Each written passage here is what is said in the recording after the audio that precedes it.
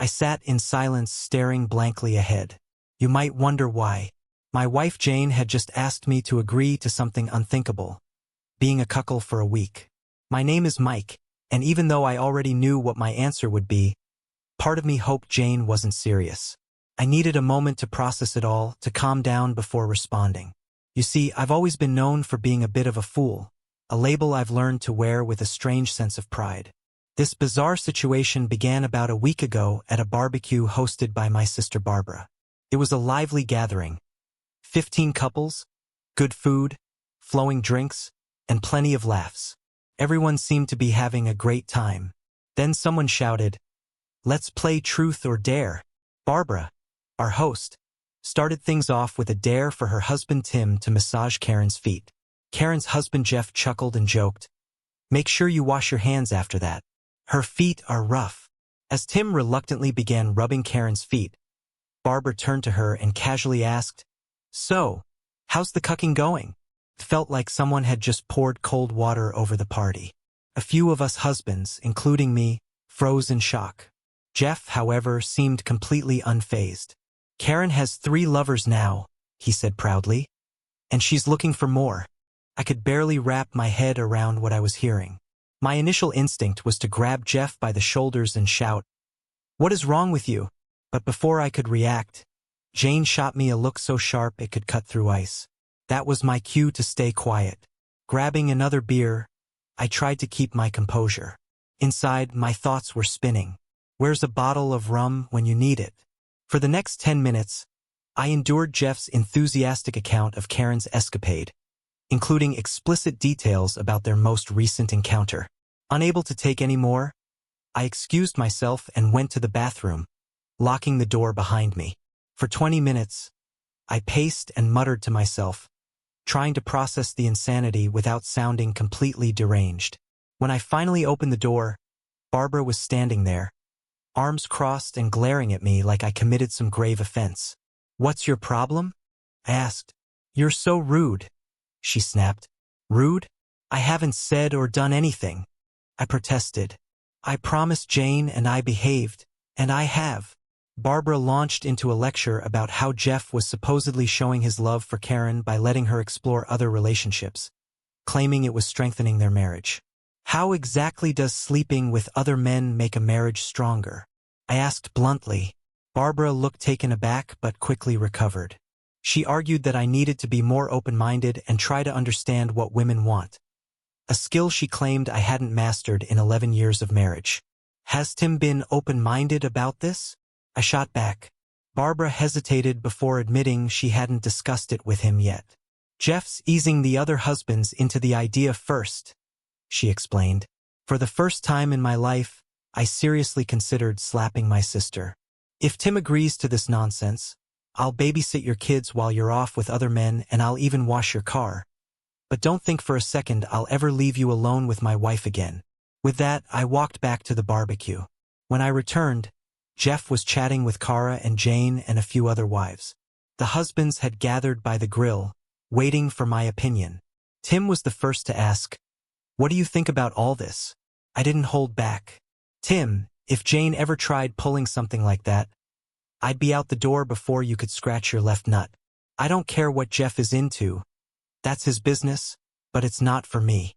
After my outburst, Jane came over and told me it was time to leave. On the 45-minute drive home, Jane launched into a lecture. "You shouldn't judge a lifestyle until you've tried it," she said. I debated whether to argue or let it go until later. Being the fool I am, I chose the latter. The entire ride, Jane couldn't stop talking about Jeff and Karen. At one point I wanted to shout, "If you like Jeff so much, why don't you marry him?" When we got home, Jane started rubbing my leg and I thought, finally, some peace. That night was incredible, and the next 7 days were even better. Jane was more affectionate than ever, getting intimate with me at least twice a day. But on the 8th day, her real motive became clear. "Mike, can we talk about something without you getting mad?" she asked. Then she dropped the bomb. "Would you be willing to be a cuckold for a week?" I said, "Sweetheart, after the week you've just given me, we can talk about anything. I promise I'll listen." She looked nervous, but she started with her usual preamble. Mike, you know how much I love you, right? My love for you grows every single day. But I think we need to add a little excitement to our relationship. Now, being the person I am, my inner devil was already running wild, thinking up all sorts of sarcastic replies. But before I could say a word, Jane cut me off. Mike, don't say anything until I finish. You never let me explain my side before you shoot me down. You're absolutely right, honey, I replied. Go ahead. Finish what you need to say. Then I'll say no.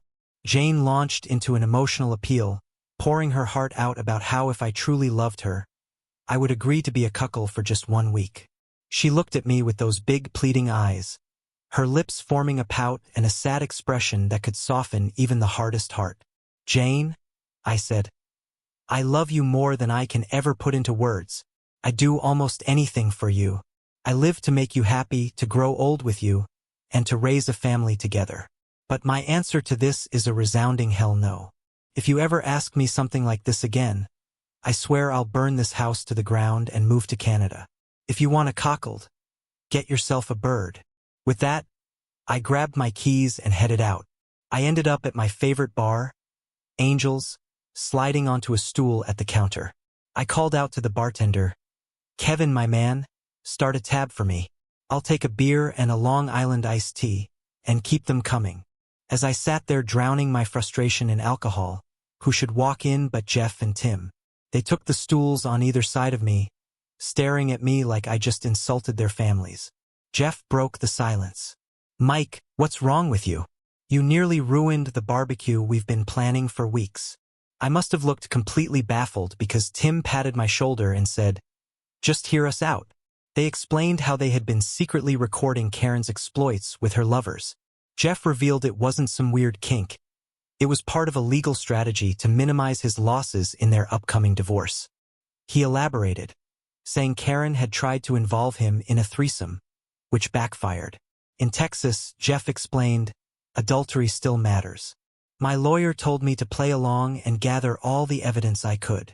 Shaking my head, I asked, why give her anything after all she's done to you? Jeff grinned slightly and sipped his beer. Because the house is about to be foreclosed on, the cars haven't been paid for in 7 months, and my paychecks have been rerouted to an offshore account in my mom's name. Karen thinks she's walking away with everything, but she's in for a rude awakening. By the time I got home around 3 a.m., or more accurately, collapsed into Jane's cherished flower bed, I had made peace with the absurdity of it all. Jane found me snoozing among her roses and woke me up by dumping a bucket of water over my head. After a heated exchange about my late-night escapade, she dropped another bombshell. Karen's been served with divorce papers and has nowhere to go. She needs a place to stay. Can she use the spare room? I grumbled, muttered a few choice words under my breath, but eventually gave in on the condition that Jeff didn't mind. Do whatever you want, Jeff said. I don't care where she goes. Karen lasted 1 week. One evening, as Jane and Karen sipped wine on the patio, Karen had the nerve to ask if she could sleep with me just for 1 night. The next thing I heard was the sound of glass shattering and Jane screaming at the top of her lungs, Mike, get this woman out of my house, she yelled as she stormed inside. I can't believe I let you stay here. Pack your stuff and leave now. After Karen left and things calmed down, Jane and I had some much-needed reconciliation. It gave me time to reflect on something odd. Some women don't seem to mind the idea of sharing a man, until it's their own man in question. What do you think? Share your thoughts on this topic in the comments. Thanks for reading our stories, where drama and revenge come served piping hot. Don't forget to subscribe for more spicy tales, and remember, if you're under 18, this content isn't for you.